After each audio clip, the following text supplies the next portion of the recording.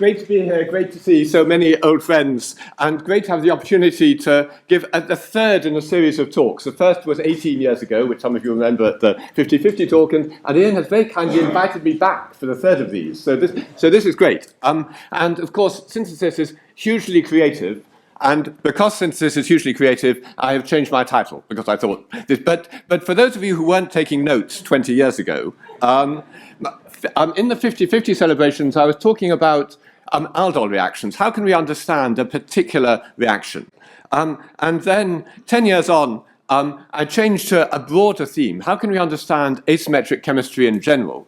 But now I think we need to be even broader than that. What can we do with, this is almost a buzzword. I think the buzzword is sometimes, data-driven science is really important. This is changing the world, but you can only do that with the data. And the reason we have data in synthesis is because Ian, over the last 40 years, and 94 PhD students, and a huge number of postdocs, Ian has been able to generate the data we can now use to do data-driven science. So thank you, Ian. Thank you for all of these data, and thank you for your support and friendship over these years.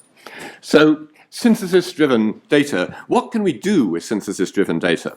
Well, again, just to remind you what I was saying 20 years ago, my group is a synthetic group, as you all know, and this was the synthesis I reported on 20 years ago. This was Louise Walsh making amphedenoketide, a really wonderful molecule. The problem with this synthesis is we didn't know what we were trying to make. Then 10 years on, dolabrifrol, another wonderful molecule. Russell Curry completed the synthesis of this. Here the problem was we didn't know how we were going to make it. So I thought that today, here's a molecule which we didn't know what it was and we didn't know how to make it. So there's a certain symmetry here. The problem in the first case was that we didn't know the stereochemistry. Several stereocenters, all a long way apart. The different diastereoisomers are actually hugely similar. This graph shows how similar the spectra are. They're almost identical. But Louise was able to make all of the possibilities, just able to distinguish them, so we knew what we were trying to make, and we made it. Then dolabrifrol, this is a tricky molecule to make, and several years before, we decided that all we needed to do was make the molecule at the top left, add acid, and we'd get dolabrifrol. And I had 100% confidence in this because I'd done the calculation. Russell had less confidence in this, but it works. We can make dolabrifrol this way. So today's molecule, we sort of made it by accident. This was work of Guillermo, and we had this brilliant idea. We will do an intramolecular Diels-Alder reaction. We'll add acid to our starting materials. And of course, we're thinking about chiral acids, phosphoric acids. We can do this enantioselectively. But when we did it, I'm trying to stamp out the term failed reactions. There are no failed reactions. There are reactions with unexpected products. And this was a reaction with an unexpected product. We mixed things together. We kind of thought we knew what would happen, and we were wrong. But I think this is a fundamental question of chemistry. We mix stuff together. What on earth happens? Now, fortunately, we had a good algorithm here. We said, let's ask an anchor tell. So we asked Matthew, what do you think is happening here? And Matthew said, I think this is probably what's happening here, which was great. So, but unfortunately, we can't publish it quite in those terms. And also, this is a great algorithm, but it's not really scalable. So if you ask Matthew once or twice, that's great. If you ask him, say, 100,000 times, he'd be, well, no, that would be fine, wouldn't it? But when we get up into millions, it's tough. So thinking about the mechanism, yes, we could do that, but we probably need to think about the NMR as well. And this is quite a complex molecule. It has 5 stereocenters. How can we be sure we've got just the right diastereoisomer on the basis of the NMR data that we have? Well, fortunately, this is a problem that we've been thinking about over the last 10 years, or slightly more than 10 years. How can we calculate NMR spectra? Calculating NMR spectra actually is quite easy. Don't tell anyone. But you can calculate spectra quite easily. The problem is that the diastereoisomers of this structure have pretty similar spectra to the real structure. So you calculate something which is similar but not quite the same. It doesn't match anything. Which is right? Fortunately, there is an answer. And on the next slide, I've put these references just for the benefit of people who are freezing this on YouTube, possibly. I might put them on the comments below if I work out how to do that. But we can analyze NMR spectra. The first thing, and the classic Smith-Goodman papers, which I'm sure you've all read, give the introduction to this. The first way we can do this is the Cp3 algorithm. If we made all of the diastereoisomers, Cp3 would give us near total confidence that we had the right one. But you have to make all of the diastereoisomers, and that's actually quite hard. So lots of data in, great confidence out. But what's more useful is actually DP4. DP4 fits the situation we had here. We'd made one molecule, one experimental spectrum, but lots of calculated spectra. DP4 tells us which one fits and how confident we can be. So this was about 10 years ago, but things have been moving on over the last 10 years. Now let me recommend to you DP4 AI. This was developed by Chris Amanis, who's now a professor at Nottingham. And with DP4 is great, but you actually have to think about your molecules, and we're moving on from that. Because if you are doing parallel synthesis, if you're making hundreds or thousands of molecules, you don't have time to think about them all. What you need is not peak picking. You need to take the extract of your spectrometer and put it directly into the DP4 AI program. So DP4 AI extends DP4, but revolutionizes it because you can now take the output of multiparallel synthesis, thousands of spectra together, automatically analyze them and discover what the answer is. So DP4 AI, this is what everyone should be using until last month, when you will all have read in Chemistry World the latest development, DP5. It took us 10 years to move from 4 to 5, but DP5 is great because if you just have one structure and one spectrum, it can tell you whether they're likely to be right or not. We had this idea 10 years ago. We called it the worry factor. And 10 years ago, calculate a spectrum, is my assignment right? And 10 years ago, our program said, well, you should just be basically a bit uneasy about everything. And I mean, that might be good advice, but it wasn't really terribly useful. But over the last 10 years, there has been a huge change. And the thing which has changed is the amount of data. So Alex Howarth, who developed this program, was able to work with a database of tens of thousands of NMR spectra. With that amount of data, we can hugely improve the algorithm. So now DP5 doesn't tell you to worry, at least not all the time. Sometimes you should. But if you have one spectrum and one potential structure, DP5 will tell you if you can trust it or not. So our analyses of NMR help us answer this key question of organic chemistry. What on earth have we made? And it even helped with hemicolides. So this was an extraordinary structure. Some of you know a great deal more about than I do. So analyzing NMR, we can help with that, and it helps us work out what Guillermo's molecule is. But we also have to think about how can we make Matthew obsolete, or at least how can we scale Matthew so that we have thousands, we can look at a huge number of different reactions. And that's another thing we've been thinking about for some time. And I don't have time to go through any of these examples in detail, but a reaction like this, if you look at the reagents, you should be able to work out if you got the R or S product. And of course, now you can, because you can draw the diagram that Rob Patton and Silvina worked out several years ago. We can work out the energy profiles. We can draw a diagram on our fume cupboard. This is something you can draw on your fume cupboard to tell you what's going to happen, and it tells you the answer.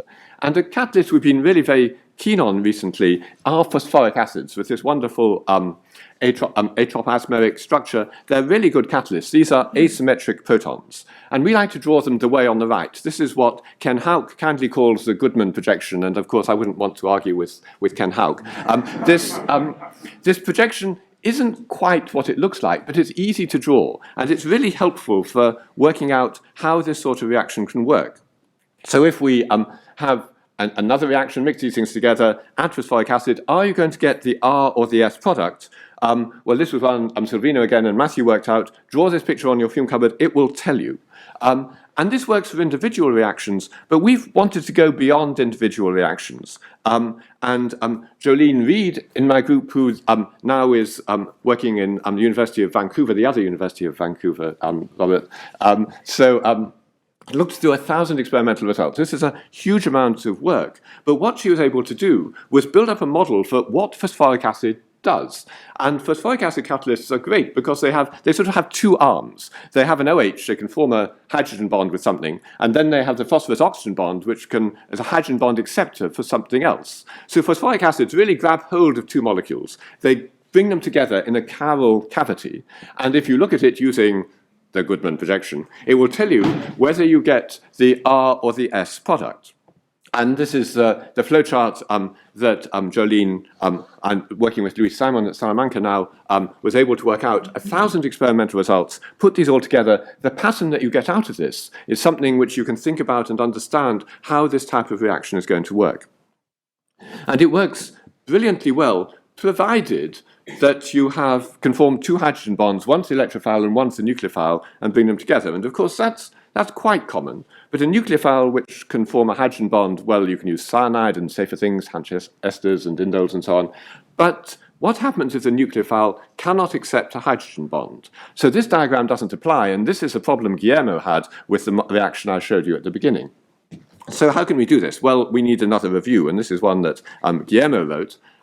Here it's triflyl phosphoramides, but essentially they're the same as phosphoric acids, just slightly more acidic. So the same diagrams apply for phosphoric acids.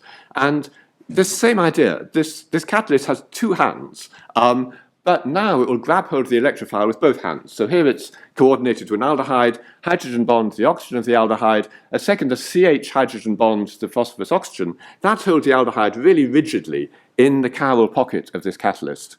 And so you can see which way the nucleophile will approach, and you can work out the answer to everything. And everything in this category, and quite a lot of time this will work. Actually, the review is a bit broader than this, but the right-hand example here, we don't have an aldehyde anymore. So the first interaction, the hydrogen bond to the oxygen, that's clear. What's the second interaction? Well, here the second best interaction is the beta hydrogen. That holds it in a particular orientation, and so you can just work out what's likely to be happening here. And this works very nearly all of the time. I just want to Nelson hasn't waved any notices yet, so I can tell you about an example of how this works. This is an example by Magnus Reping.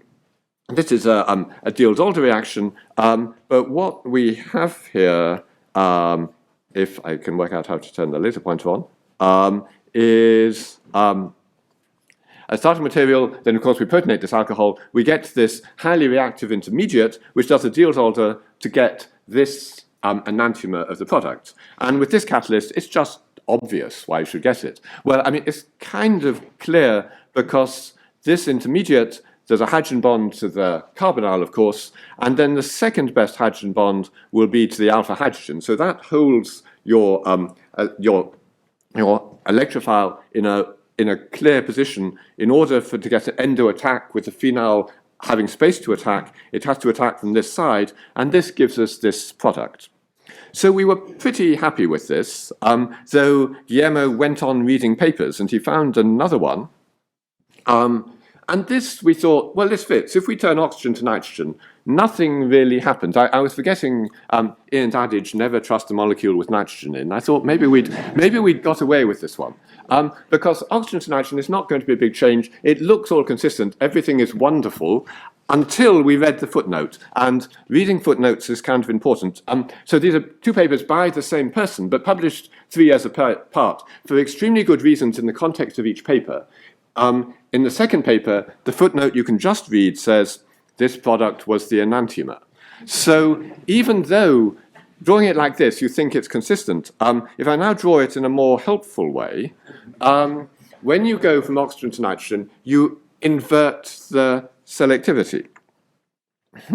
So now we have a challenge. This is, what on earth is happening here? Two very similar reactions, but opposite enantioselectivity. There must be a way of sorting this out. And it turns out that there is, because remember for the oxygen case, the pattern of hydrogen bonding we have is like this, forming to the oxygen and then to the beta hydrogen. But if you try and do the same thing in the nitrogen case, then of course this all looks fine, except the methyl on the nitrogen has to go somewhere. It actually will crash into the rest of the molecule. There's a really bad interaction here. This coordination looks bad. And it's better to turn it round so that we coordinate to the gamma hydrogen. It can now coordinate reasonably well. this will hold it into the transition state, but the other way around, and so we get the reversal of selectivity. And so by applying these fairly simple models, we can take a large amount of data and turn it into something where it's possible to have models you can draw in your fume cupboard which tell you what's going to happen in this sort of reaction. So this is good, but it's not enough, because now synthesis is moving to making not one molecule at a time, but thousands of molecules at a time. We need to look not just at 1,000 molecules. I mean, looking at 1,000 reactions, I'm extraordinarily impressed with Jolene for going through 1,000 reactions. I mean, this is a lot of work, and she was able to do it. But if I'd said, okay, Jolene, here's 1,000,000 reactions, even Jolene might have felt this was pushing it a bit far. But we need to be able to look at millions of molecules, because this is the data we are now beginning to get. So how on earth can we do this? This, I think, is a real challenge for synthesis-driven data. Synthesis is driving us so hard that it's difficult to handle the data. Now, the way that I recommend doing this is to use the INCHI. Now, the INCHI is UPAC's International Chemical Identifier, and you all use this, though I guess that 95% of you don't know that you use this. So, but the INCHI is the underlying technology which enables databases to handle molecular structures so that you can take diverse data and put it together. Of course, if you're interested in this, you might wonder whether it works. And recently I published a paper on this. It's more than 99.99% reliable. This is good, not quite perfect, but we're able to test it on my 100 million favorite molecules, which are in PubChem, the US database, and it works really well on 100 million molecules. So this was a great paper, but there is an element of sadness here, because Igor, our lead programmer, died of COVID just after this was published. And this shows how important that this work is, because we need to do synthesis better. So Richard Remdesivir, great, and Charlotte Paxlovid, if it had been a year earlier, if there had been even better, if synthesis had worked better, then maybe we could have, even more could have been done. So developing synthesis is a really key issue for now.